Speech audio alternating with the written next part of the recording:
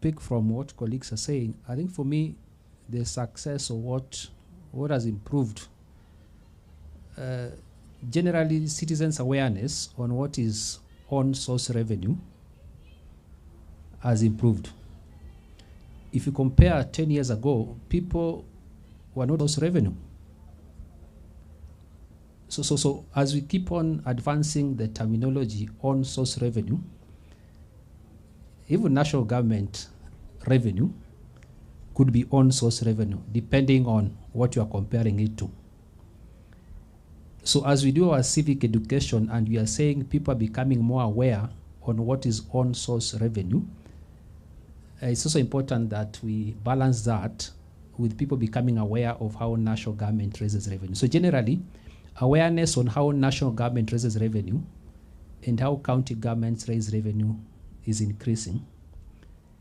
Largely among the elected leaders. Previously, many years ago, we had members of county assemblies who did not even know how their county governments are supposed to raise revenue.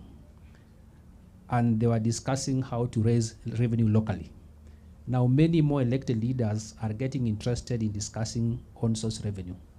Within the executive at the county level, talk to certain government departments. Previously, different government departments, heads of directorates, they don't even know that they have a responsibility to collect revenue. And sometimes even at departmental level, based on the services they provide and people pay. So I think for me, there's a little bit of enhanced or improved awareness among people on various ways of raising revenue. The other bit that is a success, there's improvement in public conversations on revenue raising. Before, we could get to see county governments lumping everything during budget formulation stage and discussing everything around that period. But now we are seeing some counties separating planning and formulation of budgets from revenue-specific conversations. And I think citizens getting interested to really attend revenue conversations. However, if you compare that with national government, we don't see platforms where citizens are discussing revenue raising. So county governments, in my view, are doing much better in enabling people to discuss revenue raising options for their counties comparatively to what national government does. We see county governments doing public conversations in the sub-counties and the ward, but let's ask ourselves, how many times do you see our national government convening local public conversations around revenue raising? So I think some of the successes that I will talk about are that. But there's something that John mentioned that I also wanted to point out.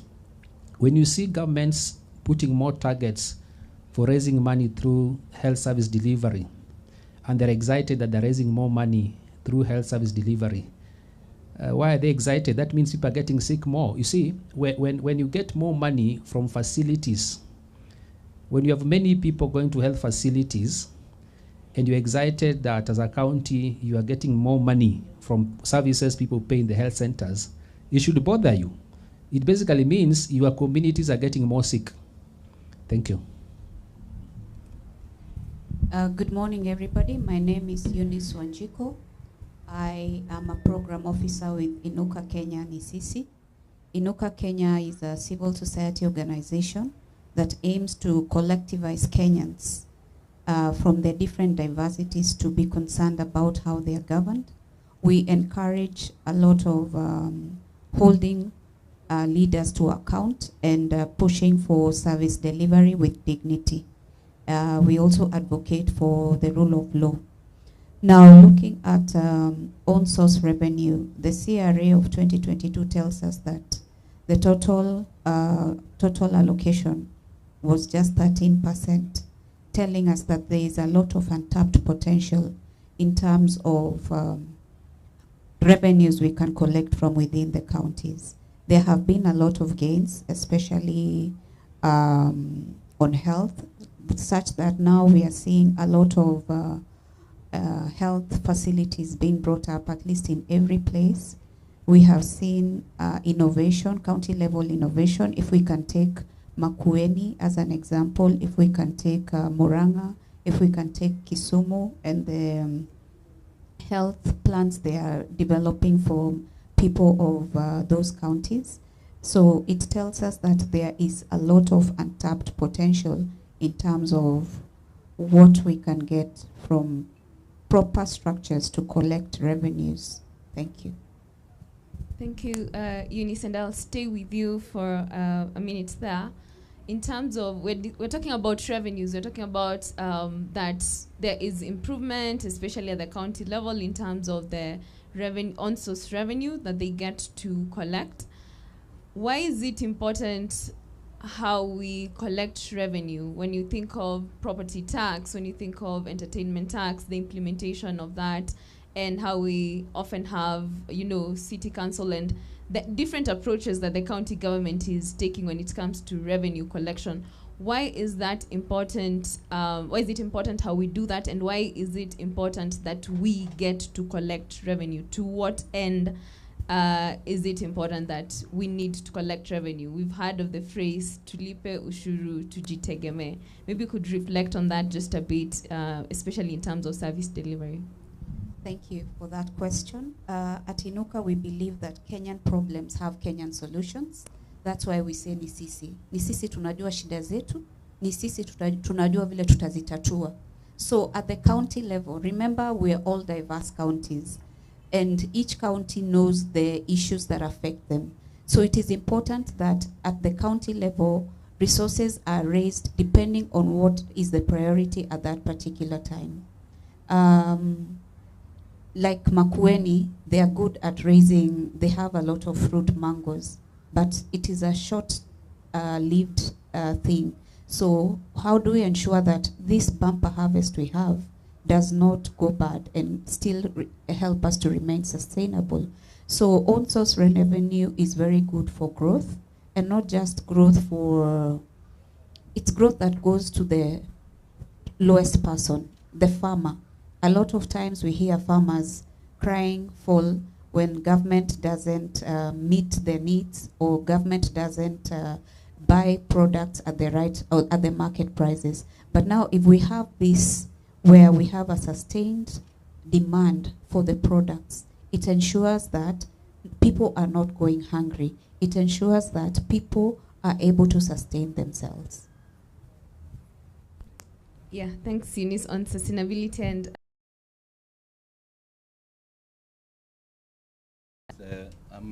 thanks. And basically, just to add to what Eunice has mentioned,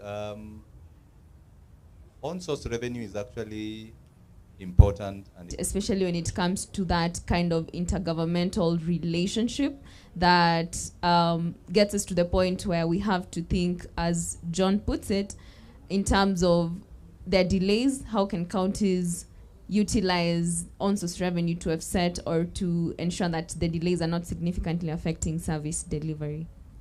Thank you, Fidan. Yes, I would start with that we all know that counties probably were not designed to collect revenue.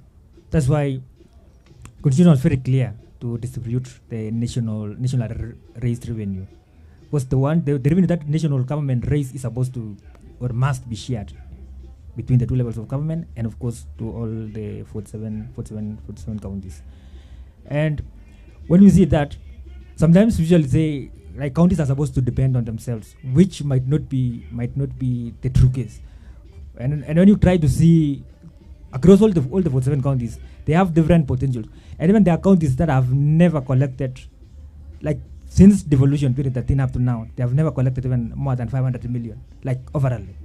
Meaning, even if they want to depend on themselves, it's too little for such counties. For example, you can take those counties like Tana River, they do collect very, very little. And there are those counties which also revenue is so significant to them. For example, maybe Nairobi or those bigger counties, Nakuru, Kiambu, like they do have that potential to collect more, which it's so substantial that probably they can be able to say we can be able to depend on ourselves in some cases. And also the challenge is even in the national raised revenue, the one which the equitable share, which counties are supposed to receive, sometimes there are those delays which in every quarter they are supposed to receive certain amount depending on the plan that they the government has. And in most cases, you tend to find the national government, ministries, department agencies receive more than what counties receive, maybe in every quarter. So, because probably national treasury might be favoring the MDAs, the ministries, department agencies, compared to counties, so they are not so far. And because when you try to extend that to what will happen eventually, the counties probably there will be challenges solving to pending bills and all that. Was if it delays, then at the end of the year, for instance, in the last financial year, the 2023-24, I think it was about 30.2 billion were not released, and the year had already ended. So it means it was released in the current financial year, and just starting to see that, it means already counties probably could have suffered a lot. And now when you come and combine with the revenue, the own source revenue, which counties are only collecting about 72% of, as Mutua said, and that will already create also pending bills and all that. And remember also the deficit at the national. Sometimes when there is deficit at the national level, they'll borrow. They'll find a way to borrow from debt. Counties do not have that leeway. And when there is shortage in on-source revenue, it means that automatically will be transferred to. There's high chance that it will be the development will suffer eventually, and of course, what will happen will be the services for that side will suffer in such cases, and probably that do happen in most cases. And we will also try to see the rate at which pending bills is growing vis-a-vis the on-source the shortfall in the on-source revenue. It might be almost like it's the main root cause to the issues of pending bills. But of course, there are those strategies that government is trying to come up with, which is supposed to address the pending bills in the long term or in the coming years. But also sometimes we have to think about the pending bills that are already existing and all that, which was it should also be addressed. Because our government will be going to ensure that the current pending bill stock, which already is there, how is it going to be addressed? Because they have been able to set up those committees to kind of address such, which we know it comes as a result of majorly from the challenges with on-source revenue.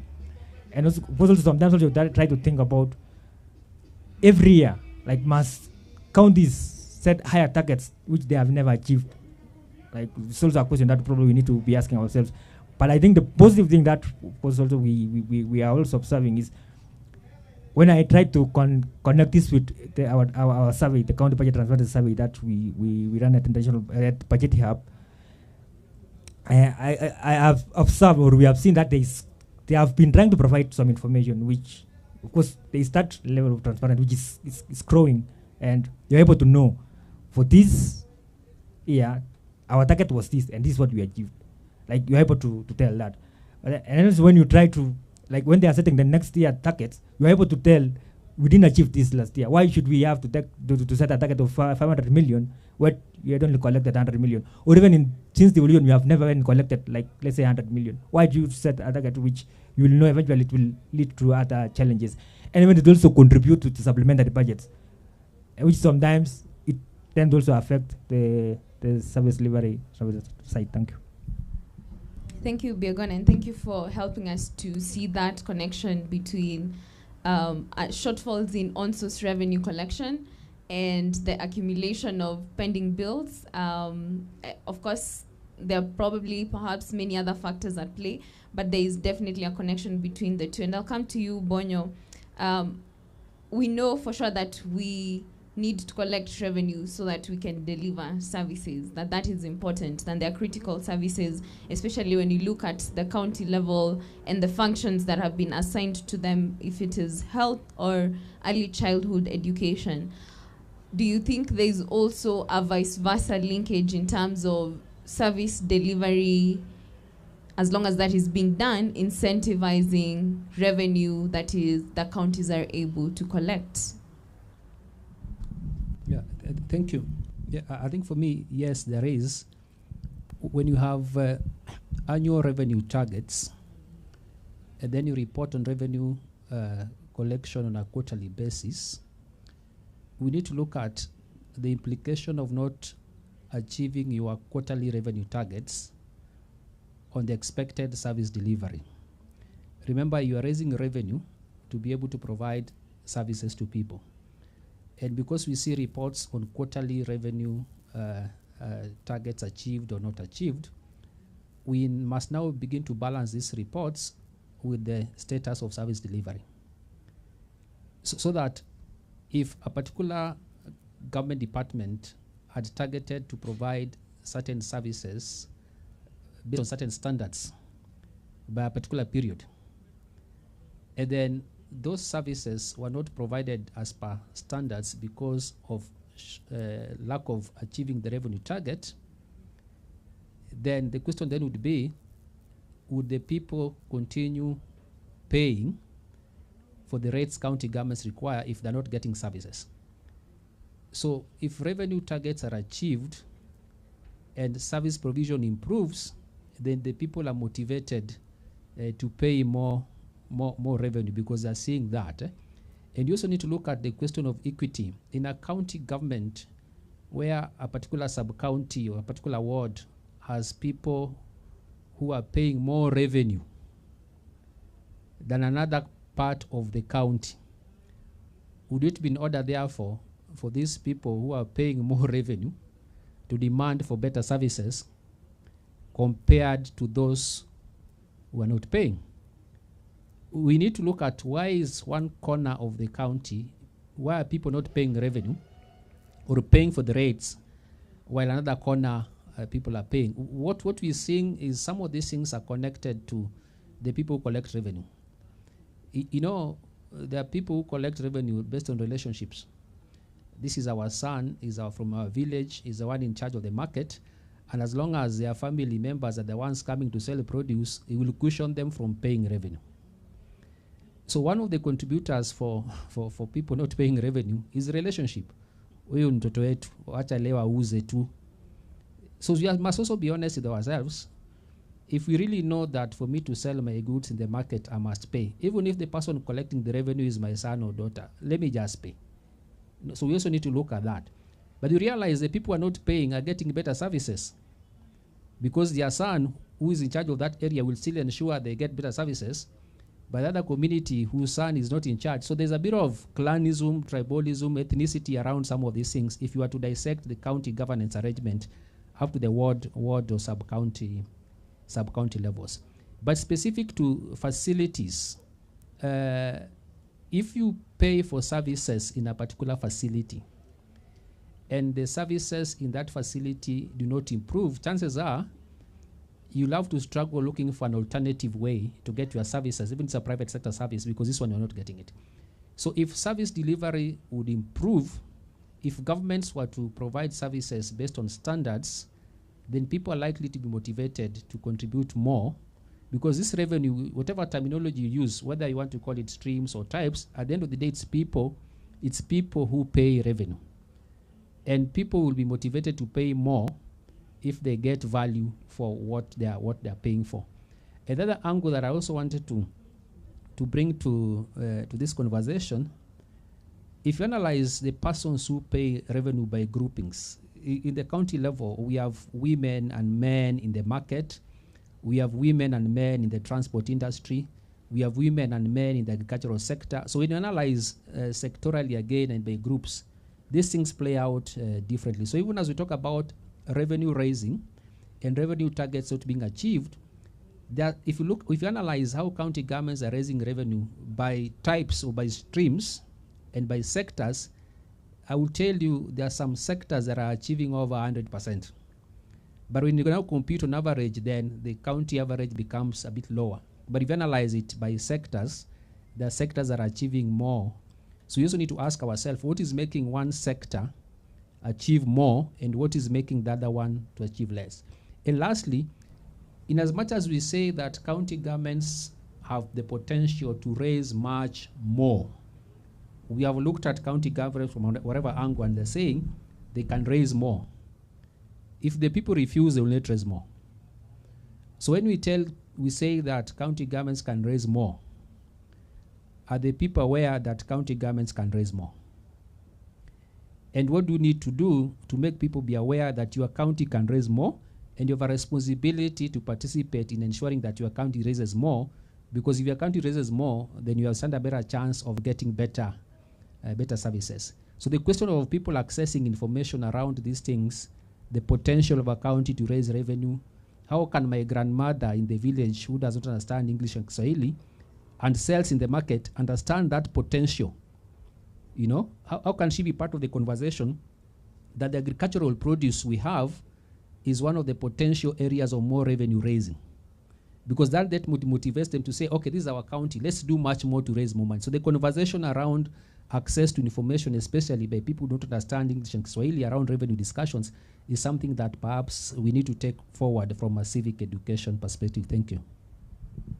Thank you, Elijah. And to you, Eunice, when it comes to revenue raising, and we also have to talk about transparency, accountability, and all that. And I know we alluded to that at the beginning, but what can counties do to improve?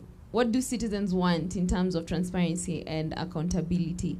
And what are the options? I know we don't have county government officials in this panel, but since it's being recorded, what are the options? What are some of the things that they should take into consideration when we're talking of transparency and accountability and just its place in enhancing the revenue that the counties are able to collect?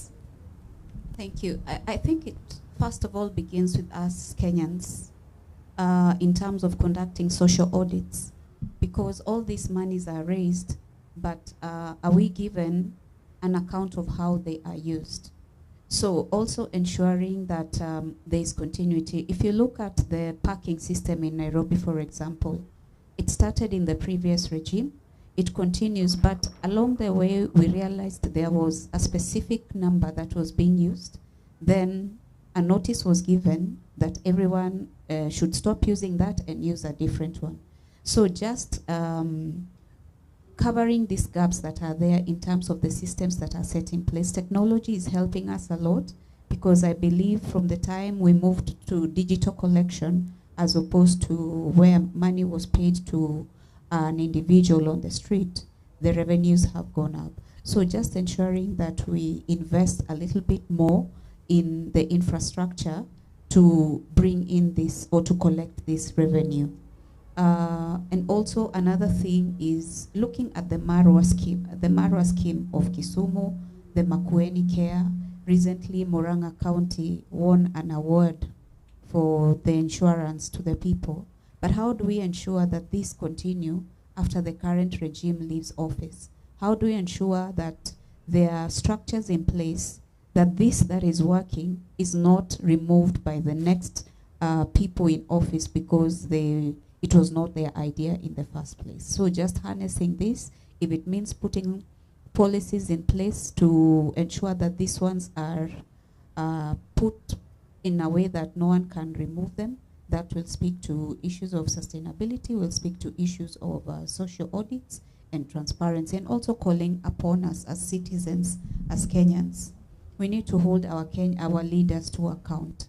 Nairobi is topping the list again on the counties that have used the least amount on development.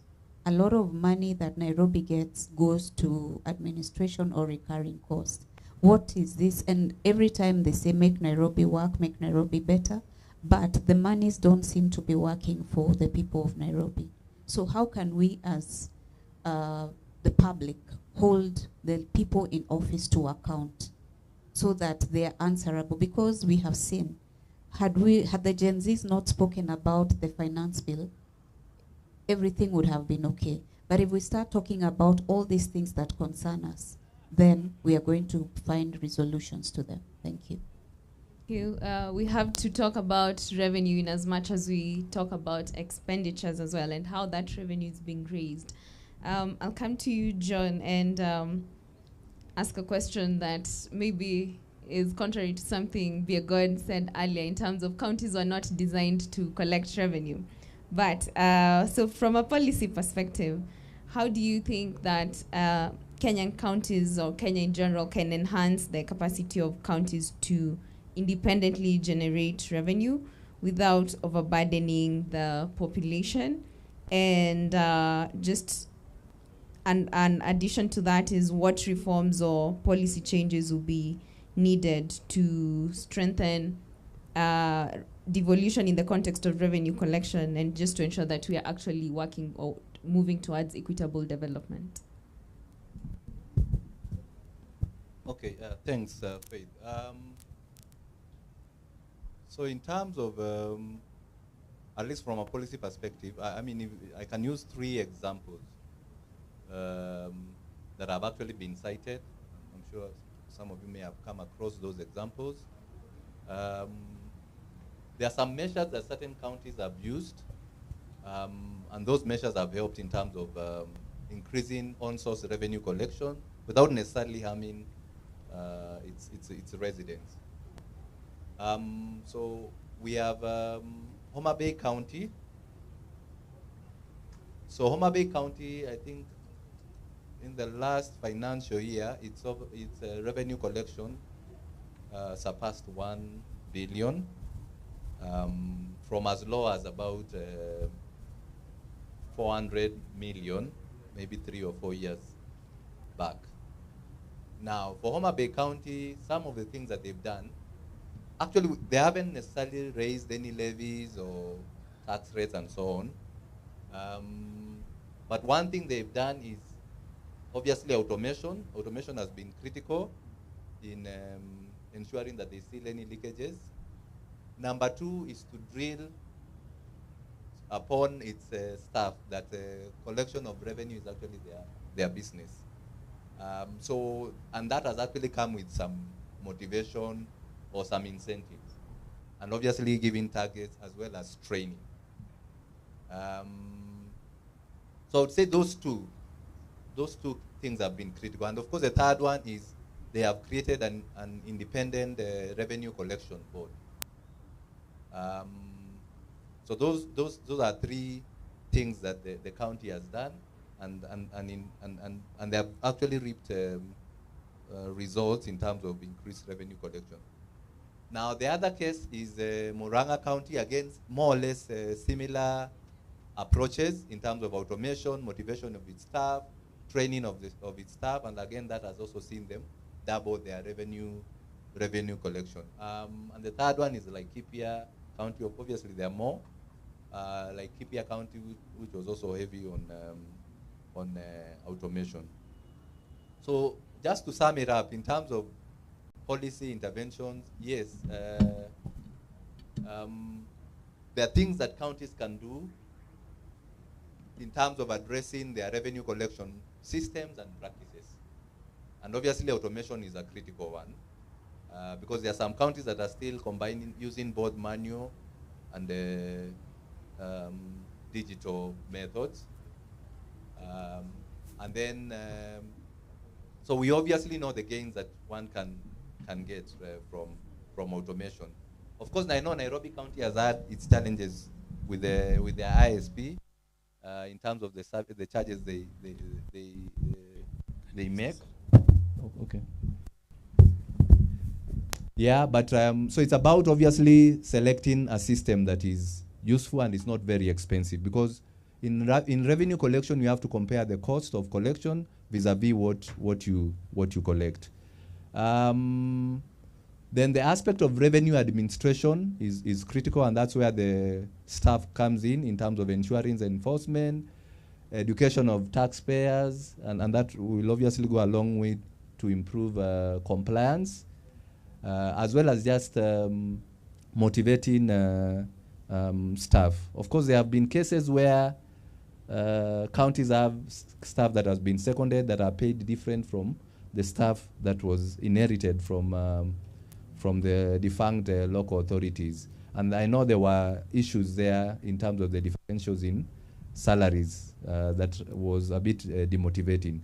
So when you look at a combination of all those, including ensuring that any gaps that are related to policy and legal frameworks are sealed, that will go a long way in terms of increasing revenue collection. So I just wanted to mention that when it comes to legislation, property tax actually is very critical, particularly for the urban-based counties.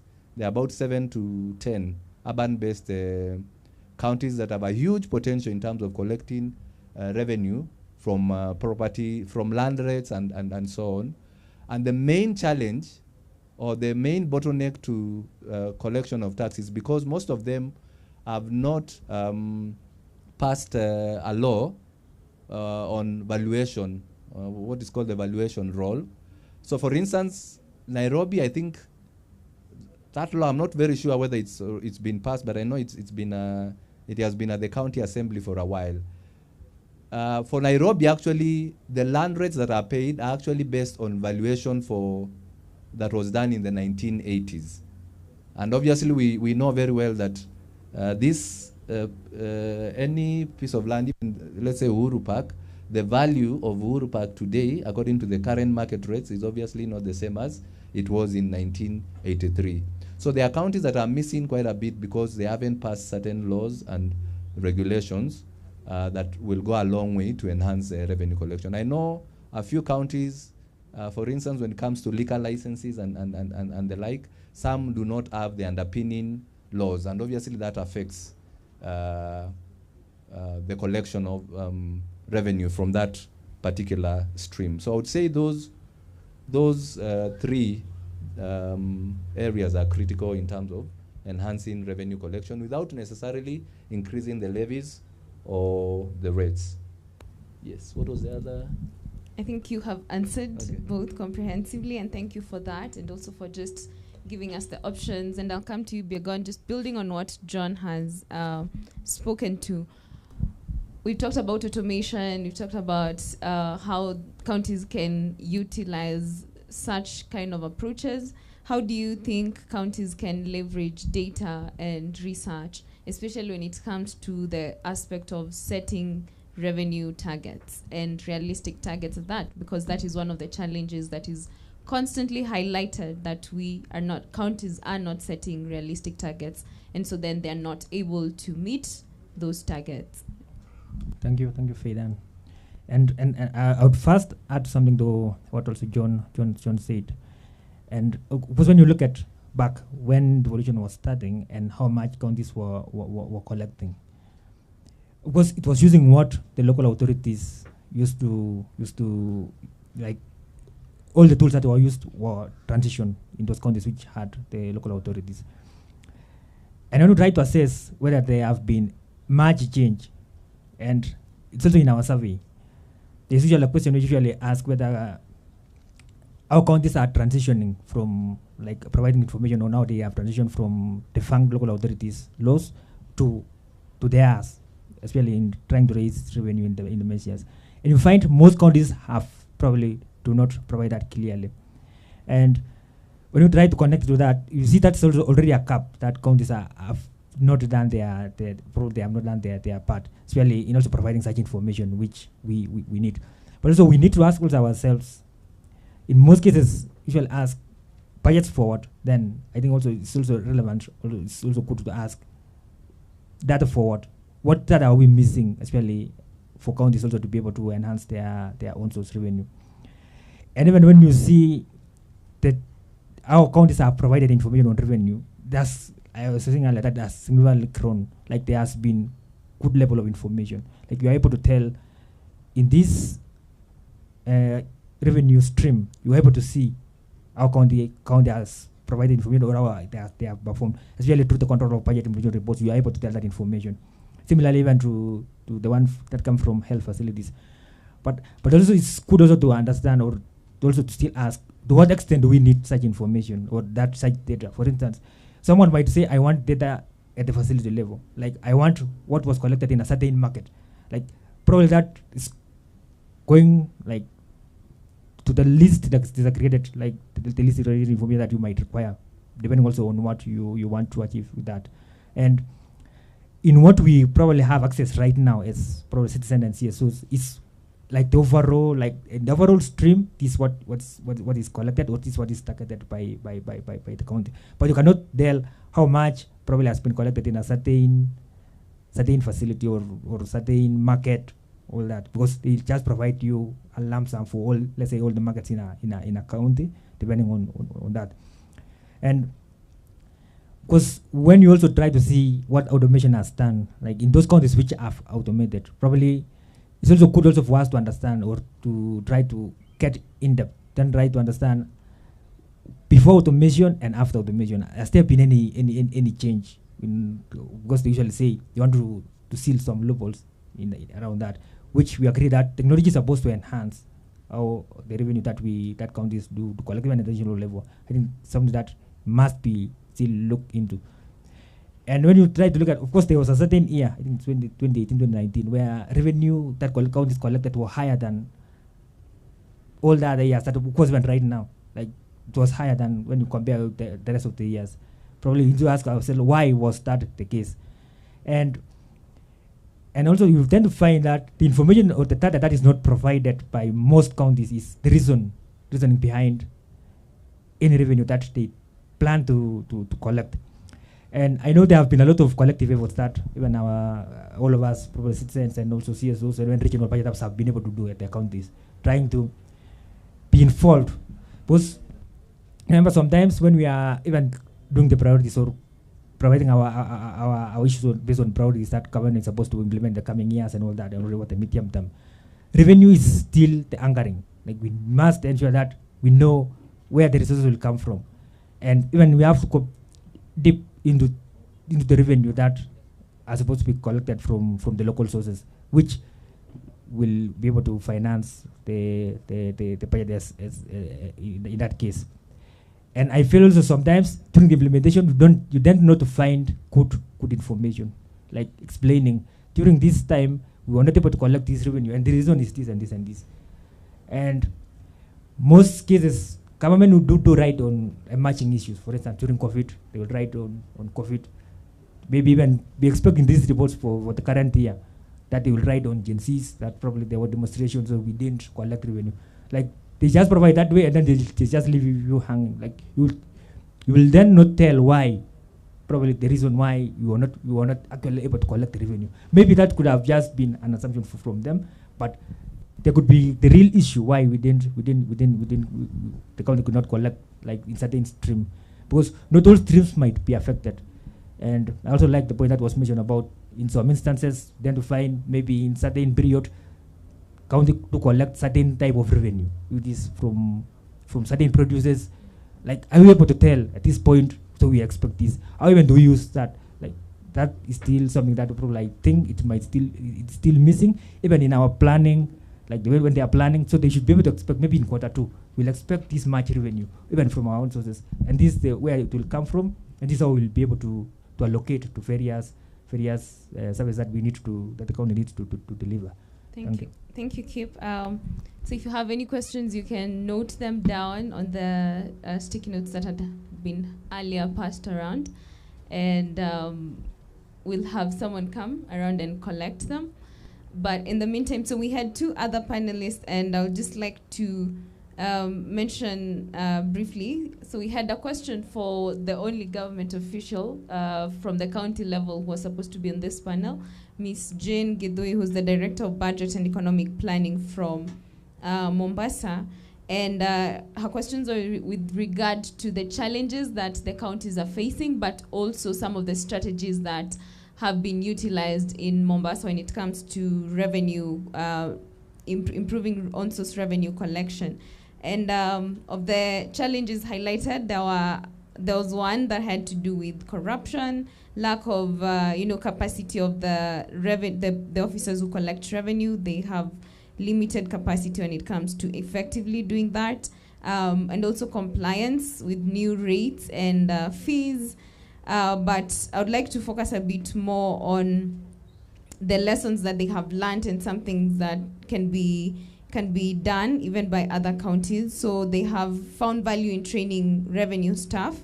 They have also worked towards expanding the revenue base rather than increasing the rates, and increasingly work towards more accountability, transparency, and they're also doing, ensuring that staff, in terms of accountability, that staff have identification, they have certain revenue targets, there are clear procedures, and all that. But they also appreciate or note that there is a role that the national government, through the Kenya Revenue Authority, through the National Treasury, are playing when it comes to supporting counties to improve their own source revenue collection. We also would like to just play a very brief clip from the Controller of Budget representative, that is FCPA Marsha, and he was supposed to speak around the issues of the county's revenue potential, but also the connection with pending bills and whether the shift from cash to accrual accounting will be the solution towards that. So we'll just briefly have that, and we'll cut it short if it extends, because we are running out of time.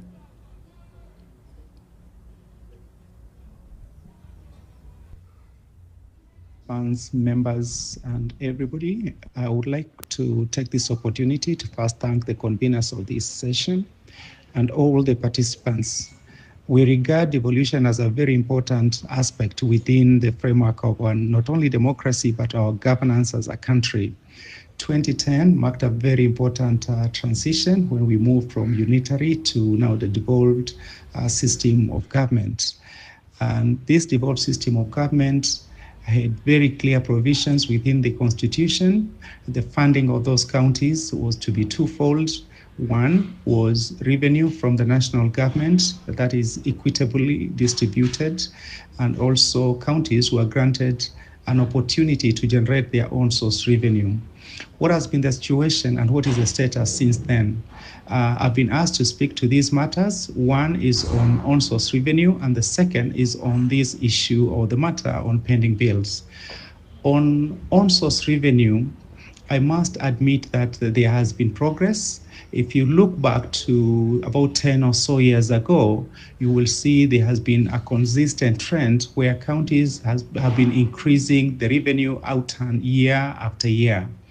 However, if you compare the outturn to their potential, which can be found in a report that was funded by the World Bank in 2022, there was a report that was generated in consultation with a couple of other institutions, but led by the CRA, that indicated the 47 counties had a potential of over 260 billion shillings. If you look at that performance, like as of last year, the year ended June of 2024, counties generated the highest ever amount of money that was at 59 billion shillings.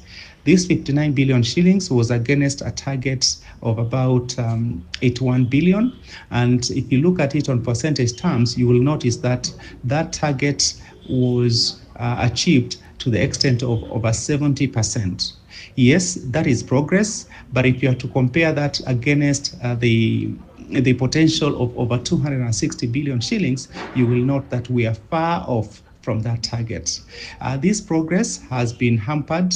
Past progress has been hampered by a couple of issues. Some of those issues is the technology that is deployed. Sometimes is even our own understanding as counties in terms of the legal provisions that enable us to collect revenues. In addition to that, aspects of capacity, and all these matters have contributed to inability for us to optimize our revenue collection. About 2 or 3 years ago, in terms of the status of the counties, the controller of budget, noting that it's an important aspect, because you cannot control budget that are not adequately funded. For you to have an effective system of budget control and meeting the developmental goals of not only the country but the counties at the bottom, at the ground level, you need to adequately fund those counties. We, in partnership with the UNCDF, adopted a tool that was called TADAT, Tax Administrative Diagnostic Assessment Tool. This is a tool that enables counties to assess, or tax administrative units to assess themselves against internationally based practices. As you're aware, everything that we do is comparable. At least there's somebody who's gone ahead of us, developed standards at international level. And when we did this, these assessments were carried out in about 20, have since been carried out in about 21 counties. Those 21 counties reports have been availed. And I think this is partly why there's been that contributive aspect in terms of the increase on revenue among the counties to the level that we saw last year of about close to 59 billion shillings. Nonetheless, there are a couple of counties that are yet to adopt these to be assessed based on the tax administrative diagnostic assessment tool, and their efforts are being made in liaison with development partners to ensure that we are able to undertake these assessments across all 47 counties, and repeatedly these assessments should be repeated in cycles of say 5 years to ensure that we keep on track as counties and are able to move in the right direction. So yes, indeed, there is progress, but the question is that progress adequate? One would say it is not. These are baby steps that there are ways that we can be able to enhance these baby steps and ensure we are able to achieve our goals. The second area that I've been asked to talk to and is on pending bills. Of course, pending bills, we are all aware this has been a matter of concern at not only at the national level, the counties, but at the societal level. As a society, there have been negative consequences, people being auctioned, their properties being auctioned, and families have had a lot of difficulties in ability to meet your day-to-day needs, pay school fees, and of course these consequences have had impact. What has been happening, the trend is that if you look at the trend, when we started as an office, we started tracking pending bills in the year 2014, and these pending bills year after year have been growing. There are various causes that have been cited for these pending bills, but one of the critical causes that I can cite has been the inability for counties to raise adequate on-source revenue. If you look at the target that the county, the individual devolved units. Thank you so much. The audio will keep playing as we move into the next session. But at this point, I would like to request you that to help me appreciate our panelists hapa together with the moderator. Tafadhali tupige makofi. And then the photographers, taomba mkuja hapa mbele mkapigwe picha. Let's appreciate them as they take their photo. Thank you so much, Madam Jen. Is that Kinyanjui? And then, of course, our good panelists. Tupige picha hapa. Ladies and gentlemen, in the meantime, as they take their photos, we'd just like to inform you that we are moving into the next panel discussion, which is heavily built. We're going to discuss issues around private sector actors as drivers of PFM, the responsibility and the duties of private sectors as far as public finance management is concerned. DJ, tuweke kitu kidogo.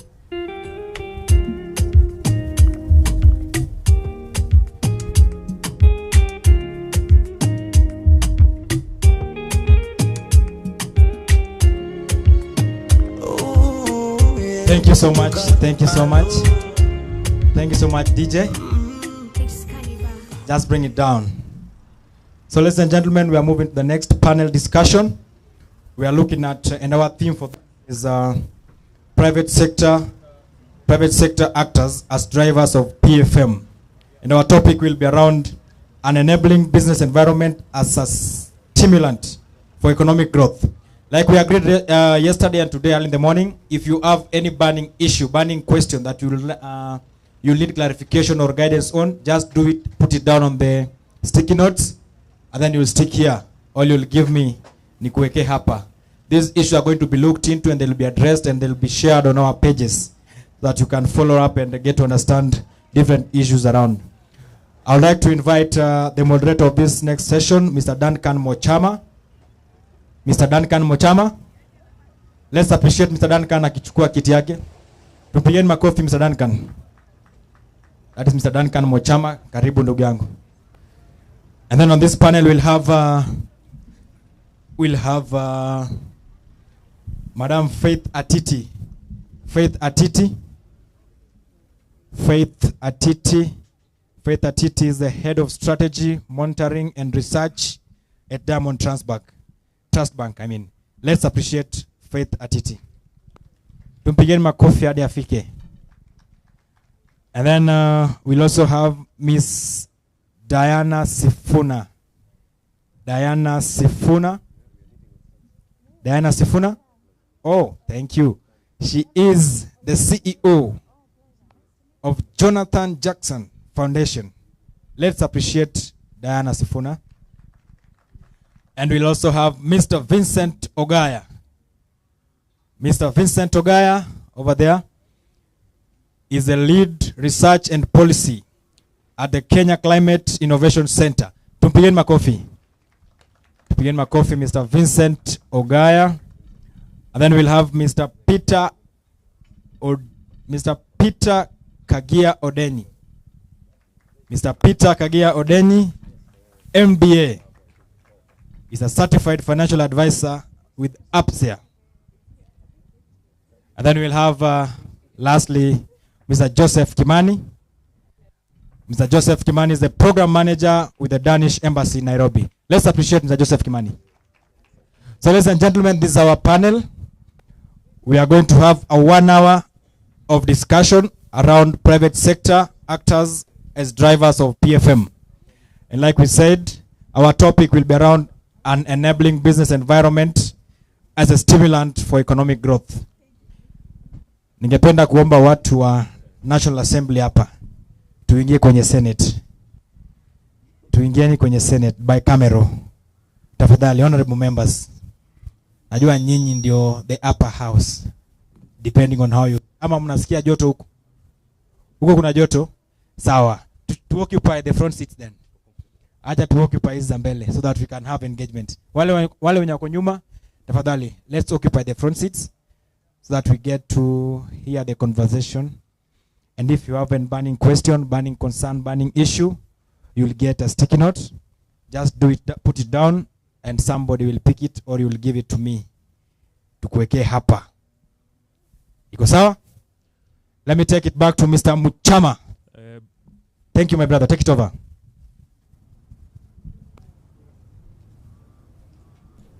Mic test. Mic test. I would like you just to go back to the audience because I've calculated the time. We need to get a register. Yeah, so I've calculated the time. It will take about 6 minutes just to get a register. So just mention your name and the organization you come from very fast. Oh, that's great. Achar Salome, Center of Economic and Governance. Awesome. Janet Ngobalu, Christian Aid, Kenya. Awesome. Samuel Williams, Christian Aid. Awesome. Keith Muhati, Africa Youth Trust. Fauzia Hussein, Christian Aid, Kenya. Yakero Morage, Uraya Trust. Josephine Naikara, Uraya Trust. Paul Kimani, AYLF. Abraham Rugo, Bajeti Hub. Awesome. Edward Munene, Heraf. John Kinuthia, Bajeti Hub. Justin Wamboi, Bajeti Hub. Commander John, Uraya Trust. Pauline Daudi, Uraya Trust. Josephine Nyamai, Budget Global. Rodney Lulu, APSEA. Rina Atuma, Population Reference Bureau. Opewe Brian, Community Empowerment and Development Center. Lois Warenga, United Disabled Persons of Kenya. Awesome. Joshua Karani, Justice Advocacy and Empowerment Center. Mercy Murithi, Jake. Rose Wendy, Africa Youth Trust. Noreen Kaledri, Africa Youth Trust. Kelvin, Africa Youth Trust. Sheila Kobia, Budget Talk Global. Kiss, Obonyo Zakis, Africa Youth Trust. Dominic, APSEA. Charles Minyaro, Kenya Citizen. Njonganga Munga Wananchi. Onesimus Black Coffee Network. Gichana Katiba Institute. Katiba Institute. Diana, Danish Youth Sounding Board. Donald Juma, Danish Embassy Youth Sounding Board. Steve Kinyanjui, Swadep Construction Company Limited. Duncan Kirui, CHEB. Crispa Chebet, Christian Aid, Kenya. Christian Aid, Kenya. Japet Ujijo, Integrated Development Facility. Kenya. Faith Kilu, UPDK. Eric Ogando, Uraia. Evans Kibet, ZGG and Rift Valley Budget Hub. Bansi Kubuda, Center for Transformational Leadership. Vincent Tanui, ZGG. Andenga Dan Paul, NEC Hub, and Uraia Trust. Nancy Watoro, a curious citizen. Awesome. Is that everyone? Yeah. Awesome. Now we know who we are talking to. We know, you know who is in the audience. And after this, of course, it's a bit of lunch break. Or the next session, now you know who to talk to. My name is Duncan Mochama. I'm in the startup world now, technology. And right now I'm interested in direct foreign investment. So I have done a lot of youth leadership work. And I'm excited to just understand, engage the panel, because we have a very, very powerful panel. We have researchers, we have lecturers, we have people who have dealt with Vision 2030, who are looking at the climate. We have people who are in the grassroots. So we are going to look at all that. So maybe my panelist, and because it's Women's History Month, so I would like to start with Diana.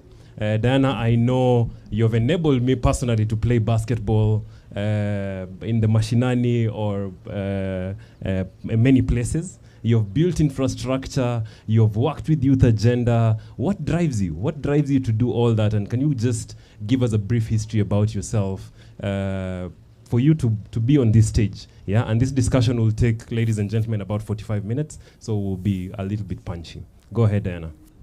Thank you so much.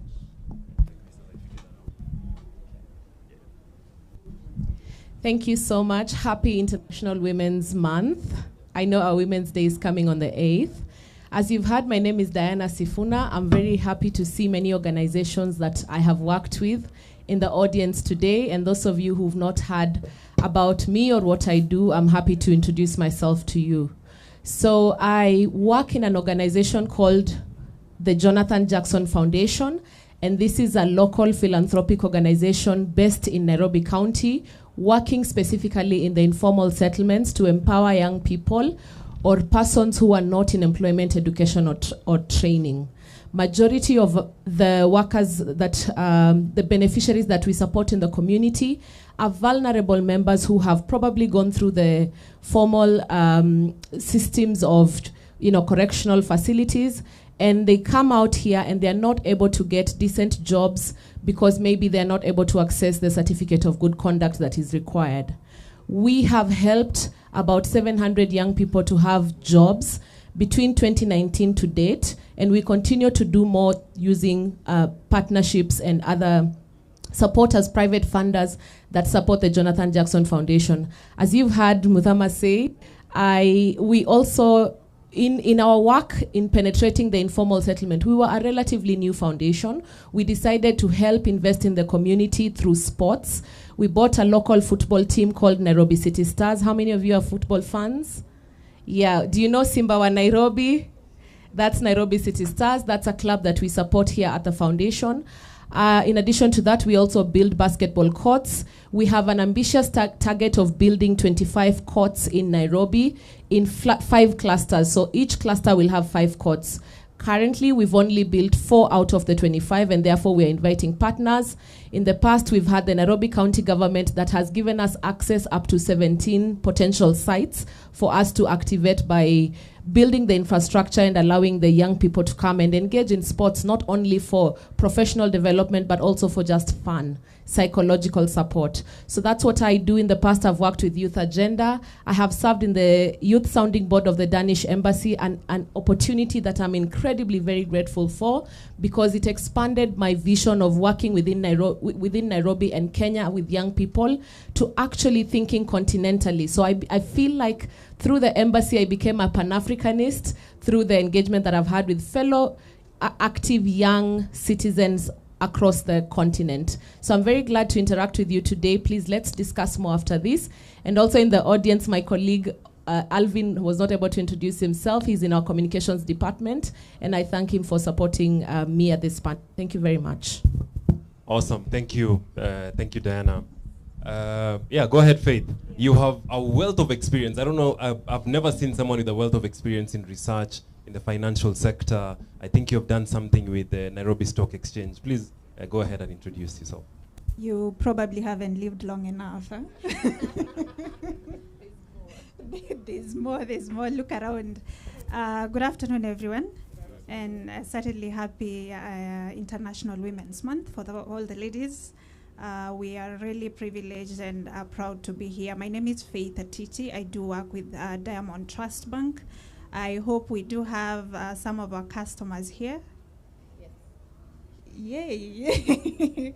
At least Diana is here, but we are happy to onboard as many of you because we are a bank you can work with, a bank you can trust, a bank that is also looking for those opportunities to make that big social impact in the community. We traditionally known to be very strong on the SMEs, and knowing this is really the backbone of our economy, and of course, beyond agriculture. We are very keen to deepen our SME. We are work with SMEs within the country, within some of the spaces you do work with. So I'm happy to engage as many of you as possible for any areas of collaboration that we can explore. Just as like Diana said, we are also big on sustainability, creating social impact within the community. And I've seen many of you here within that space. So if there's any opportunity we can explore for partnership, I'm happy to engage. For my experience, yes, I did work within the investment space for much of my younger days. So I have quite a bit of experience in investment. Currently, I'm heading the research function at Diamond Trust Bank. And this is pretty much getting to appreciate what's happening around us, what you, as our customers and potential customers, require from us, because it's a mutual relationship. How can we help you to serve the people you do serve better? What are these areas that we can collaborate on? How can we also just deepen access to credit from a financing perspective? So I'm very privileged to be here, and I look forward to a very interactive session. Awesome. You can give to Vincent. Vincent, quickly just introduce yourself. I know you've worked a lot in enabling the future employers. That is with your work with NAYA. You have globe-trotted, and now you're looking at the climate innovation. So just quickly introduce yourself. Yeah, thank you. Vincent Ogaya, supporting research and policy at Kenya Climate Innovation Center. So basically what that entails is at Kenya Climate Innovation Center, our business is in ensuring that climate innovations are able to scale and are able to commercialize. We pride ourselves as the first climate innovation center in the world, courtesy of support from the World Bank and courtesy of DANIDA as well, and other development partners. So as a developing country, we are faced with climate challenges that require mitigation and also adaptation. The solution lies within what is within the private sector. Solutions in terms of how we produce, how we consume, and a lot of things in between, which can only be taken care of by the businesses that are coming through from time to time. So on that basis, there are a lot of challenges. Someone can be an innovator, is not a business person. They need to get their product out to the market and to be able to sell. So that is why we exist as an organization. And for my role is to help with sector insights, lessons, knowledge, and to also ensure that the innovations that come through from time to time inform the kind of policies that are needed for them to scale. Thank you. Awesome. Thank you. Bonapita, maybe quickly introduce yourself as well.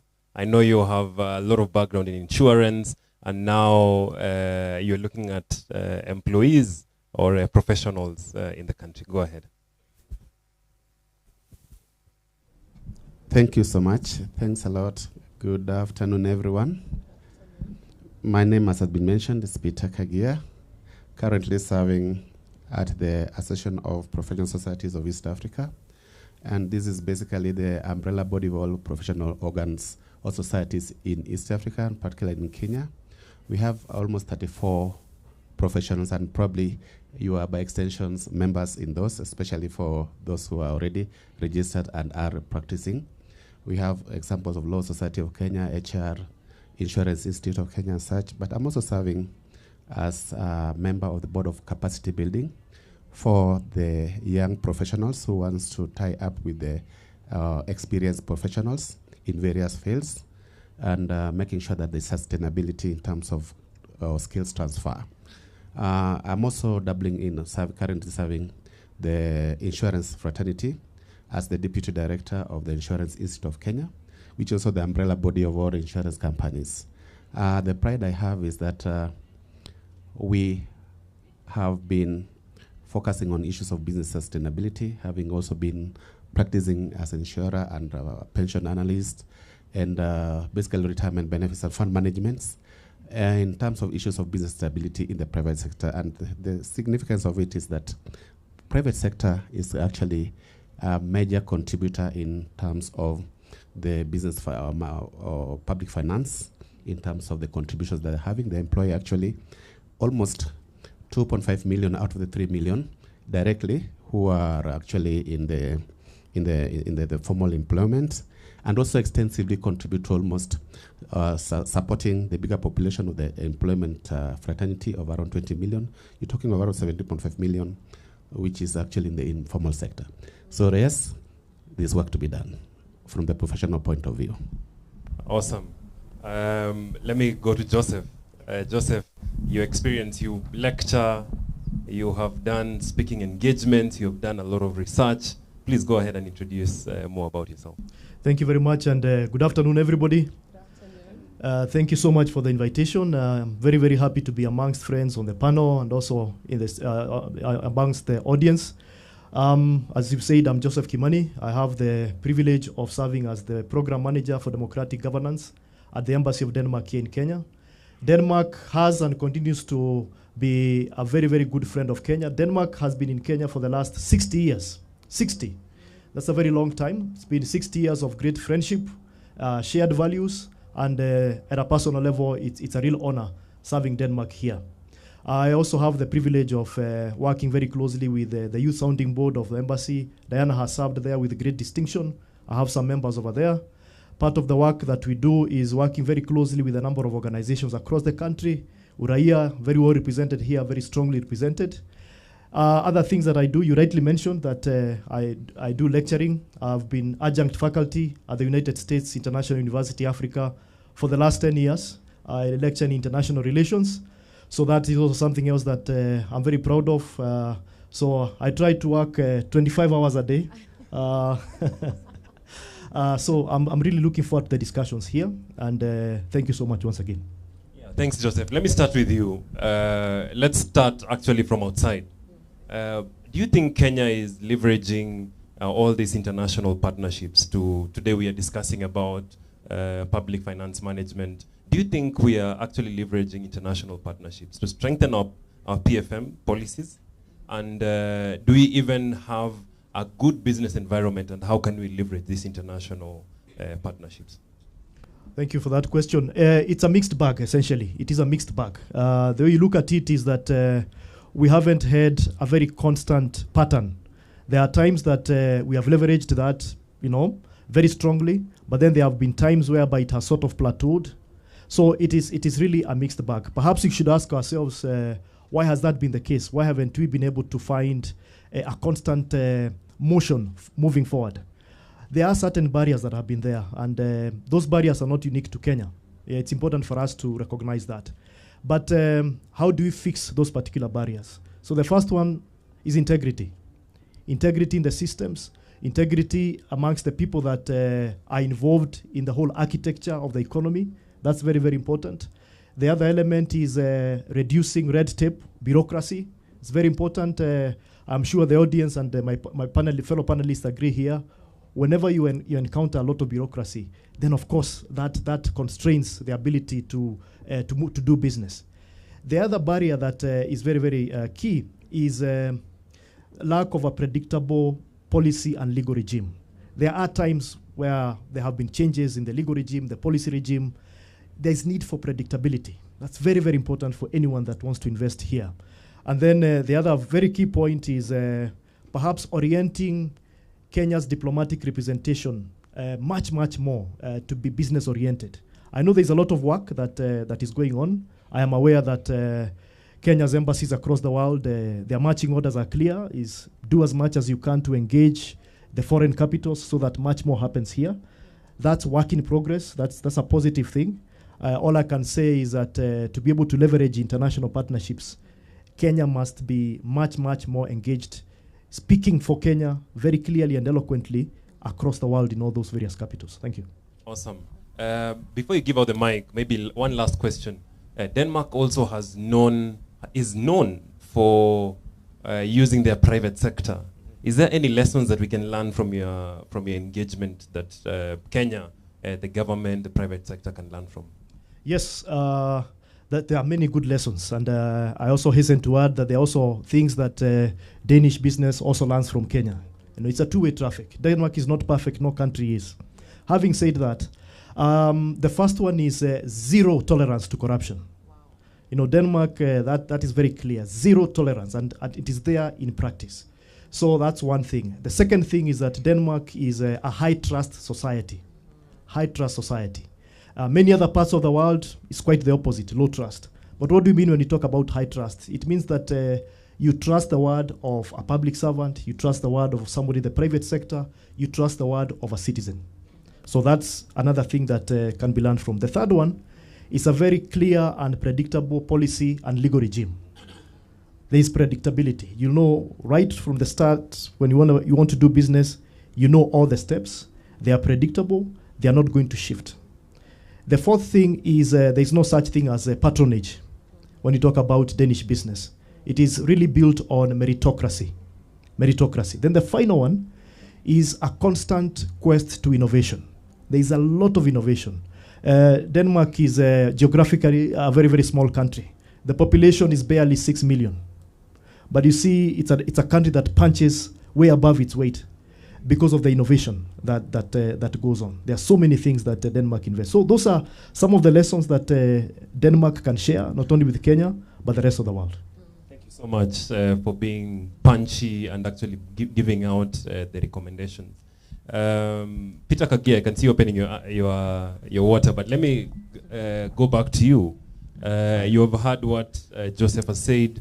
What is the role of professional association? Now you sit in insurance, you sit at professionals body. What is the role of professional associations in ensuring that these fiscal policies actually work and our businesses actually thrive? Thank you so much. I think it will draw me to the session that was done by PwC just before the end of the year on a CEO's forum. And one of the things that became a concern, especially in the sub-Saharan, of which Kenya is the issue of the business sustainability. And most of the CEOs out of that report are showing that issues of regulation and predictability is so much key, is a worrying thing, especially in their operations. So for sustainability, we bank on three key things. One is the issue of the mother nature, the planet. How can we sustain it? How can we maintain it so that it's there for us tomorrow? The second thing is the issue of people, because all organizations are actually serving people at the center of everything. And the third one is actually the profitability, especially for sustainable business realization. So sustainability, profitability becomes one very key. But now, as we look at the issues of the revenue generation and we look at the sustainability, there's a very tight balance between the two. One is that in terms of issues to do with the revenue collection, the government has to operate with specific details of how to collect revenue. This is actually looking at the fiscal policies through taxation, through issues to do with fees and tolls. And every private sector would like a thriving force where they are in to do business tomorrow. So the concern has been so much on the issues to do with predictability in terms of the working and operating environment, the tax regime, so that when they do their planning, they factor in some of those.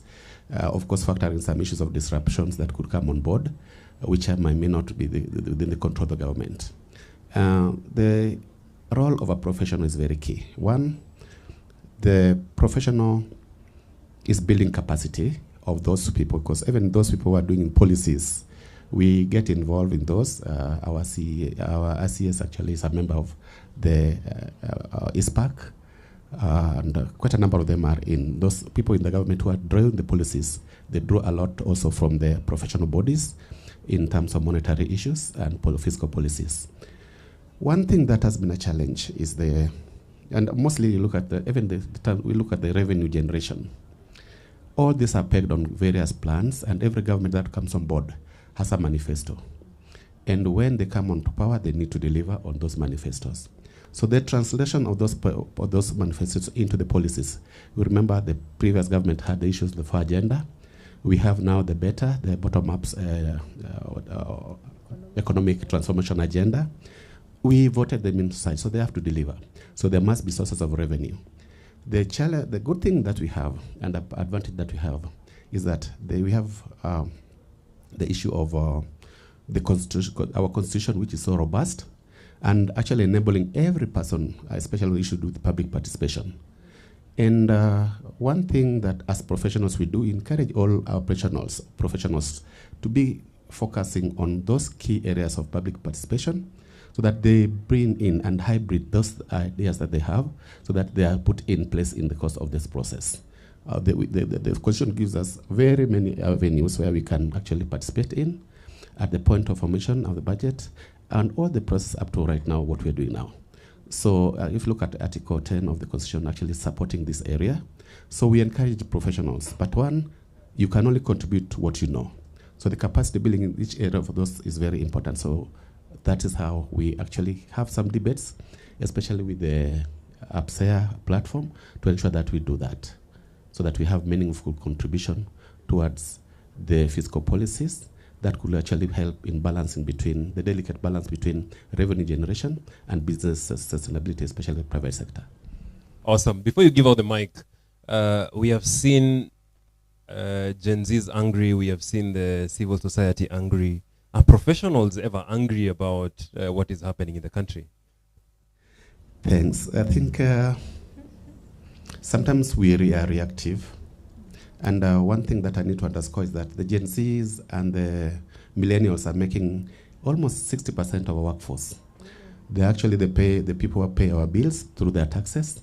And if you look at the way, even including use of phone calls, they are contributing. So, and they're the people of tomorrow, and they're the markets of tomorrow. So they have all the rights to bring up the issues. The only thing is that the encouragement would be that we actively participate in the process, build them on board, so that we actually pass the mantle we pass the baton to the right generation, so that at least they take control of it. Awesome. Thank you for that. And when you said about passing the baton, Diana, actually you are involved at the grassroots level, not only supporting professionals, but also SMEs. What is the role of these organizations like yourself, or philanthropic organizations like yourself, in promoting this business environment? Thanks, Mchama. For me, I would have been much happier. I'd be much happier to see a lot of Gen Zs and millennials in the audience. Not that I don't appreciate the current audience we have. We really thank you. We're saying next time you come to this tent and it's budget discussions, and we have to organize and we are able to meaningfully engage with the governance structures in the country, please tag them along so that they can understand how systems work. As we all know, we had the introductions going around. Most of us are in the non-profit sector, so most of us actually run programs to sensitize the public and do advocacy for policy change.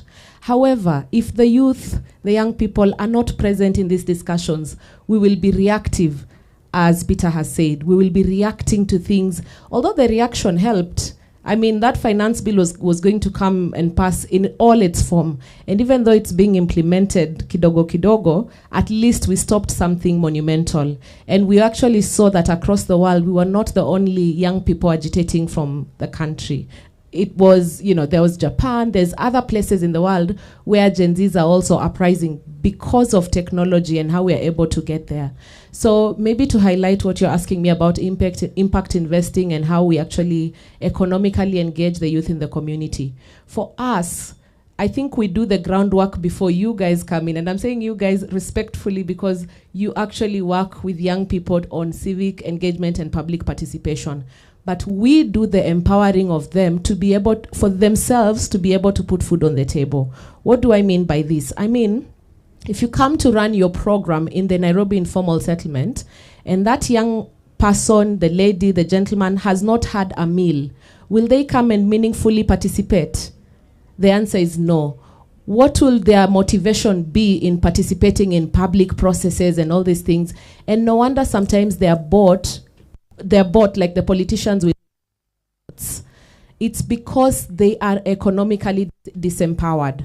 So what we do is that we empower that young person, ensure that they have a meaningful employment or they have a means of earning a living. That is why we run the program called Jenga Biznam Taani, where we come, engage the young people, and we ask them, it's a co-creation thing. We ask them, what businesses would you like to do? The only requirement we need from you is that you organize into groups, you get registered so that there's a local level of accountability, so that when we are donating the capital goods or giving you access to banks that will give you interest-free loans, you actually have a local level of accountability. People will know you got 100,000 and the purpose of that money was to start a business, and that business is supposed to help create employment for others around you. So I feel like even when we want, there was a session I was in where everyone was talking about 2027, because politicians are already projecting 2027 and what they'll want to do.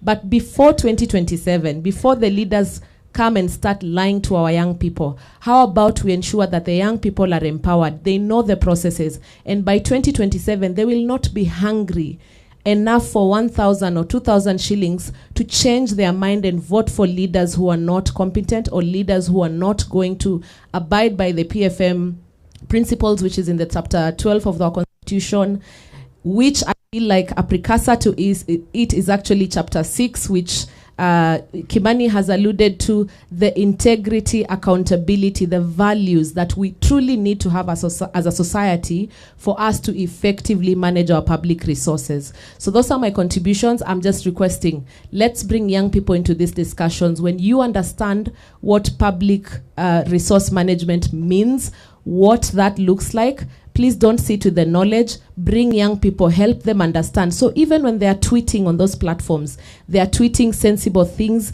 they're organizing and mobilizing, and whenever they lack jobs and maybe means of earning a living, send them to our foundation. We see how to engage with them so that they can create the businesses to have their own jobs. Thank you.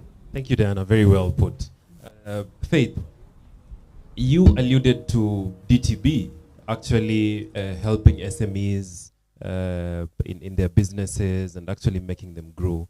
What do you think, and I see, and you, when you introduce yourself, you have a very rich history, experience in the finance. What do you think is the role of financial sector in bridging this gap with the public financial management or the fiscal policies?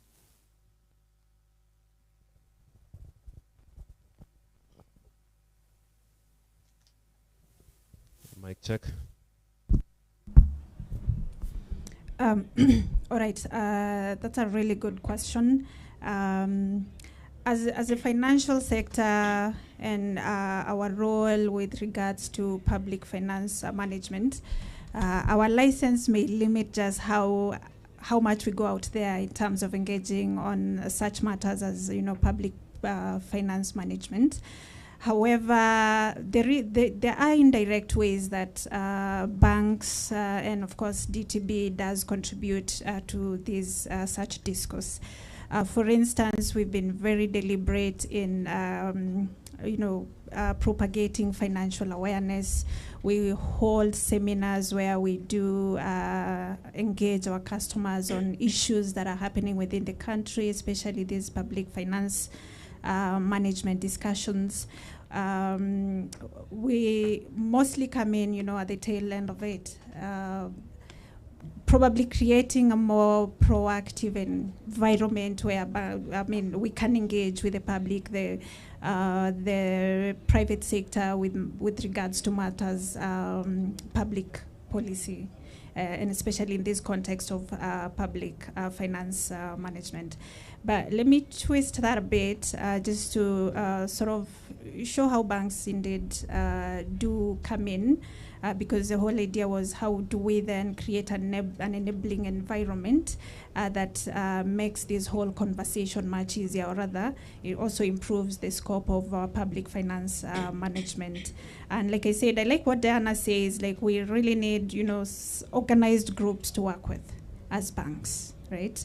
So if it's SMEs, if the people you're working with, and banks have become very innovative, especially from a digital perspective, in a way to create platforms and channels through which we can create access to finances that then empowers people well enough to be able to make meaningful contribution. Of course, economically grow themselves, and the more economically you empower, the more likely you're likely to raise your voice when it comes to such engagements in a more meaningful way.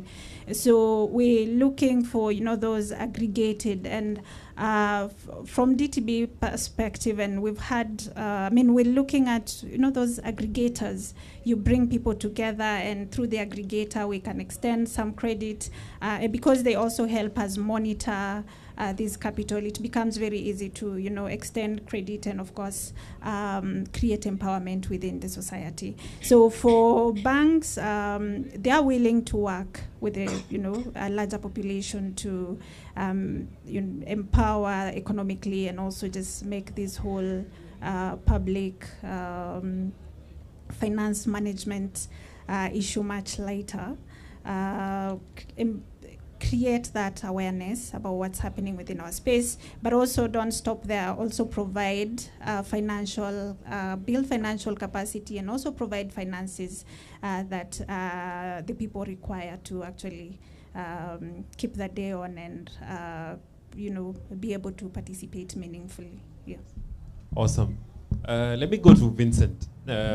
Just like always, we always think about climate and our weather as a last option, right? And we position Kenya not only geographically, but also our weather as a conducive business environment. That's one of the factors. What do you think we can do about structured public-private discussions in actually enabling this sustainable economic growth? Yeah, thank you. For businesses, they can do all they can. They can have the finances, they can produce the best products, they can have the markets, and everything they need. But if the environment is not enabling for that business to go on, it has been mentioned earlier on predictability of the policy and regulatory environment, which is a big challenge in our country. And so that is why there is need for structured dialogues, and more so in an economy like ours, which is largely informal. Our largest employers are in the informal sector. The micro, small, and medium enterprises constitute close to 80% of all businesses in Kenya, according to the Kenya National Bureau of Statistics. And that then means that because of that informality, there is the challenge of structured dialogue.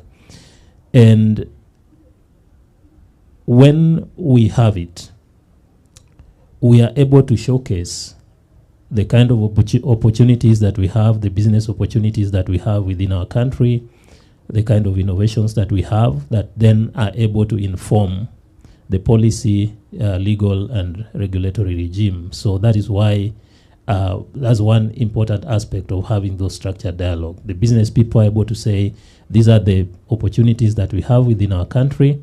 These are business models. These are our, and then again, when I talk about innovation, it's not just about the technology or the products or the services, but it's also about business models. Business models emerge out of the opportunities that are there.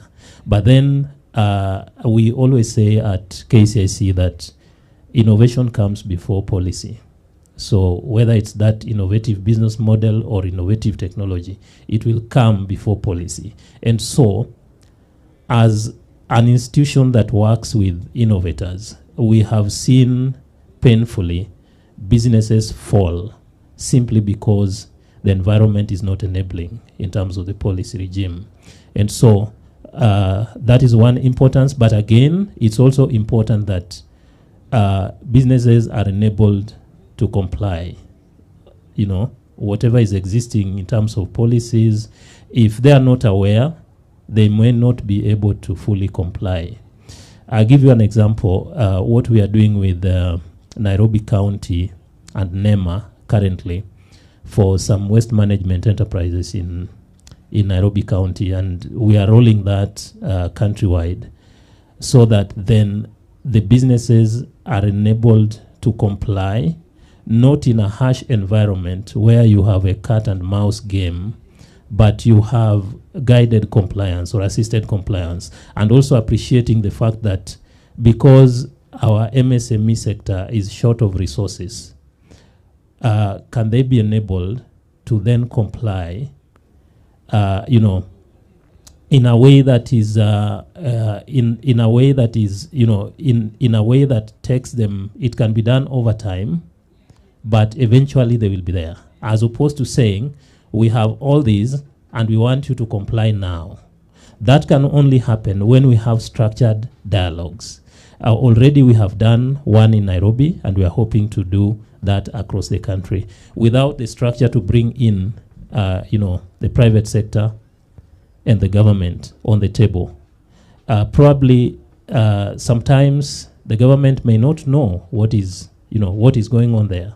They may not know what is going on in the day-to-day business environment. It is only through those structured dialogues that then they can be able to appreciate and then assist them to comply over time, as opposed to just a one-off thing. And it's true that our business environment is not so good. You know, it was not so good prior to 2022. It has not been so good post 2022. We work with some border with some border counties, and you find that sometimes doing business across border is easier than doing business within your country. Just like what Canada was saying the other day, that sometimes doing businesses within provinces within Canada is harder than doing international trade. And that is true of our case here. So it's a way of seeing how we then enable those structured dialogues to address the issues, so that it should not be hard for someone to, you know, move from Nairobi, pass Mlolongo and do business there and come back. It should not be that difficult. And that can only happen if the tax regime is predictable, the policy, legal and regulatory regime is predictable, and that can also be contributed to by structured dialogues that bring these stakeholders together, and appreciating the fact that in an informal economy, sometimes organizing people becomes difficult. Organizing these stakeholders becomes difficult. But then we need to find innovative ways of enabling those kind of structured conversations. Thank you. Thank you so much. Thank you so much.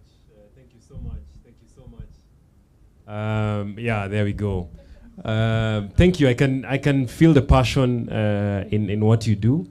And I'll come back to my panelists, so prepare maybe a 30 seconds closing remarks. But let me take 2 questions, and whatever questions you take, then you can incorporate it in your 30-second close. So any questions from the audience? I hear there's National Assembly and then there's Senate. Yeah? I'm looking around and I have 2 mics going around. Okay. Going once, going twice. Ah, there we go. We have one from the National Assembly. Okay. From the Senate. This is Senate. Go This is ahead. Senate, yeah. Yeah, very, very brief and punchy. Okay, my name is Kelvin. I work for Africa Youth Trust, and I wanted to direct my question to the person who said the DTB woman, right? I didn't get your name, rather. Faith. Faith. Okay, I am a customer, so you don't have to worry. I wanted to ask whether the foundation, whether you people have a foundation, and what you're doing to at least get to the informal sectors. We have a movement called Young Urban Women, where we are empowering them to fight corruption through feministic approaches. However, even after doing all this, there is need for them to have a livelihood, and especially even those who we support as survivors of GBV and every other thing. How can you as a bank come in to Africa Youth Trust and find a way where you can support these young women? Awesome. Thank you. Thank you for that. Is there any question? Yeah, we have one. One more. I think, Abraham here, I really wanted to hear something about how do we see the role of private sector in enabling the people to be more productive? Because what we see is they are very active in spaces where they are advancing capital to government. Okay. I really, especially from the innovation guy, I think it will be very, very interesting. Awesome. Thank you. I saw one hand, and then that will be it. Many of the support that non-state actors in Kenya receive is from mainly abroad. We don't see the hand of private sector in Kenya in supporting the non-state actors. So what do you think can be done to ensure that we are able to get more support, especially defending rights and freedom in Kenya? What is the take in terms of support from the private sector in Kenya?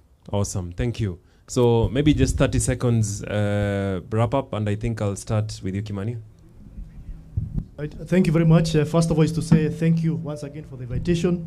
I am confident that any person in the audience qualifies equally to be on this panel. So thank you. I don't take it for granted being here.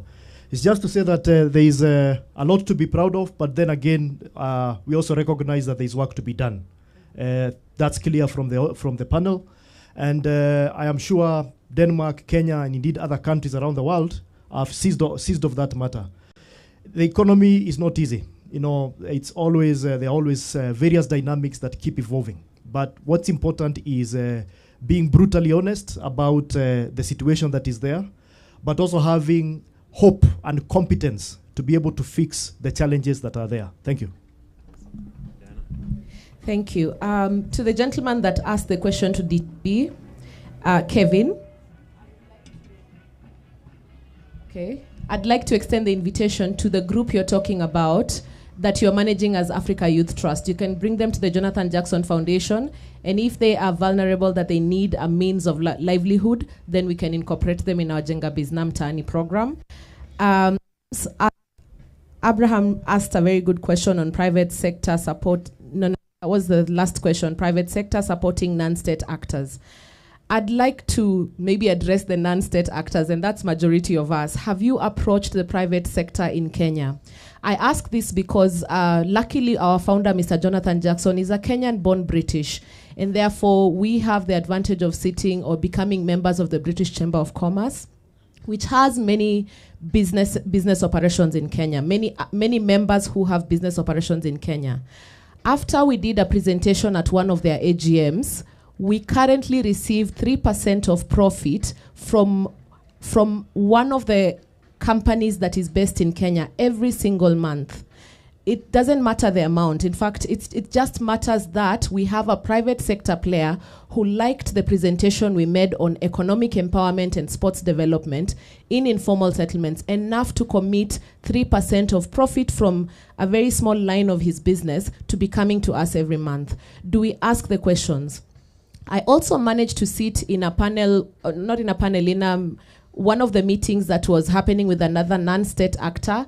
And I sat with their board member and I was actually complaining about fundraising in Kenya. I was like, you know, must we always go abroad to look for resources? All these companies operating in Kenya, they should be able to support us. And the answer I got is that you do not come to our boardrooms to ask for money. And when you come, you do not present a good deal when it comes to impact investment, because their targets nowadays is not qualitative. I'm not saying we have not done it. I'm saying that the private actors in Kenya nowadays are leaning towards venture philanthropy, and this is where they're sort of looking at grants, applying a lens of investment in them, like investment principles. It's not a return on investment in terms of value for money, but it's a return on investment in terms of value of impact that you will achieve. I recently have another local donor who, you know, grants the Jonathan Jackson Foundation, who told me, I'm no longer interested in your quantitative reporting. I want to know how many lives you've touched and how much impact you have achieved in the community. So I'm a beneficiary of many local philanthropy organizations or many local donors who are actually in the private sector, and I would say let's also be proactive in engaging them. Let's request for meetings in their boardrooms and not sit behind the Zoom calls. Let's look for them, let's nurture the relationship, and let's convince them to give us a portion of their profits. We're not even asking for their revenue and what they ought to give to their stakeholders, and their stakeholders would not mind. You have seen what Safaricom Foundation have done. They do an amazing job in Kenya. Again, I speak as a beneficiary of them. In 2022, they gave us 2 million shillings when we did a COVID response program for distributing food in Kenya. The 2.1 million meals we distributed in 2020 could not have been possible if we did it alone. Private sector in Kenya came full board. We were even hesitating as a foundation whether we should receive the grant from EABL Foundation because of the values we had. But then we remembered that hunger is a bigger problem, and we accepted that 2 million donation. So my friend, let's rethink that. Awesome. I think that also forms my remark. I'm just passionate about economic empowerment and active citizenry. Thank you very much. That is amazing. Thank you. Thanks a lot. I think one thing that we need to underscore is the issue of the role of a professional in governance, and especially regarding the issues with public finance for purposes of issues of sustainable development, which is actually pegged on the people. Prosperity comes on very much. As professionals, we underscore the importance of the rule of law, constitutionalism, and above all, as we say, the fear of God. So our constitution is very progressive, and probably I would encourage all of us, as not only professionals as such, to participate actively in areas where we are called that our opinions are being sought. Like on 14th, I think on 14th, on the day of Valentine, I think there was something that was happening in Parliament. We were having the budget policy statement being presented. And the question is, what contributions did we make as such? Have we actually are aware of it? We also have issues to do with fiscal policies related to tax management. We have the tax management policy.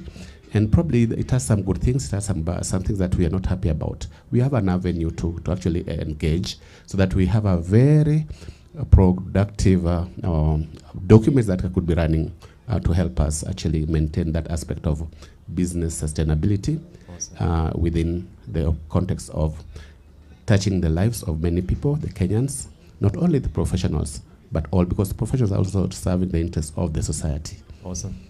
Thank you.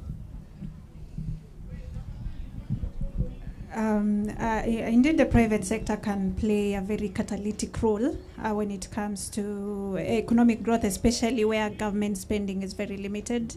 And we appreciate as a country, we'll stay in that space for a while. And certainly it is a bit difficult for private sector to effectively play their role in an environment where the policy landscape is very unpredictable. And that also applies for banks because they operate within the same environment. You wake up, there's a new tax that's levied on your employees that you as a business you have to match. There is a threat that because one or two is happening, then we'll impose this regulation, whether it's the, interest rate caps and things like that to control or guide how business is done, which is mostly happens very haphazardly, and it's more reactive than proactive.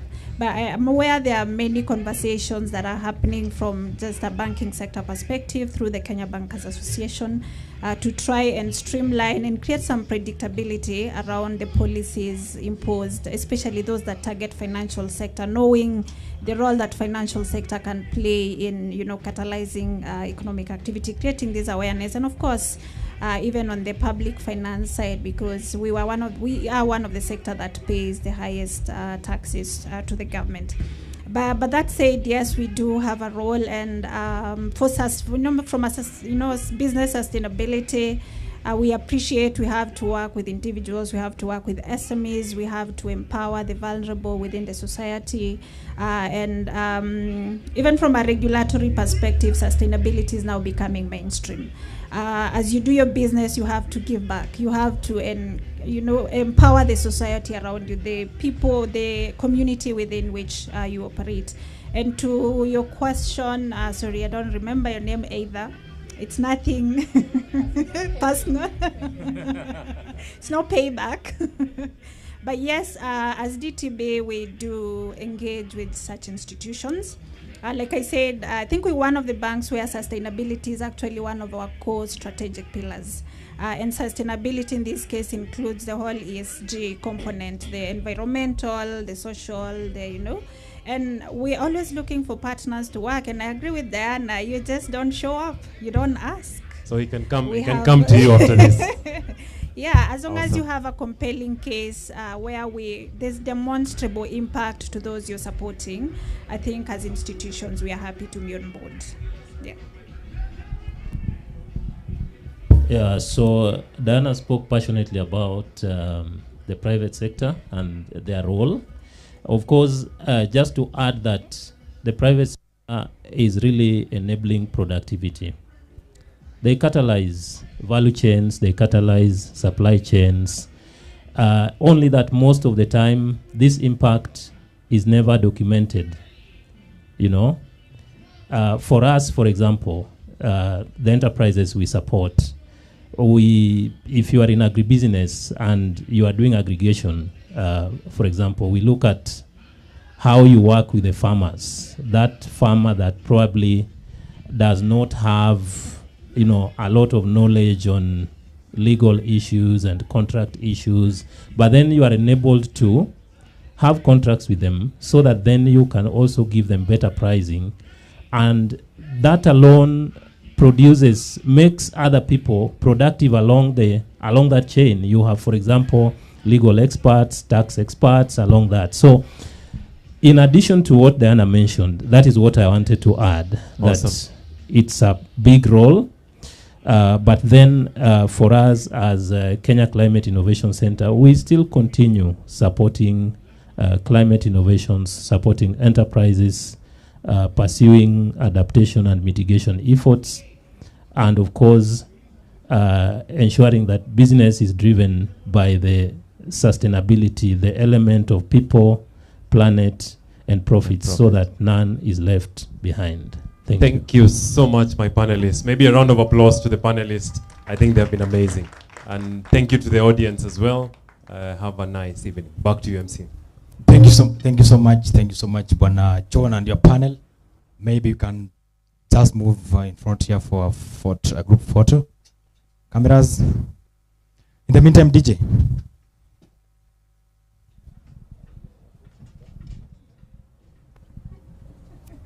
Tutashuka chini. Tutashuka chini.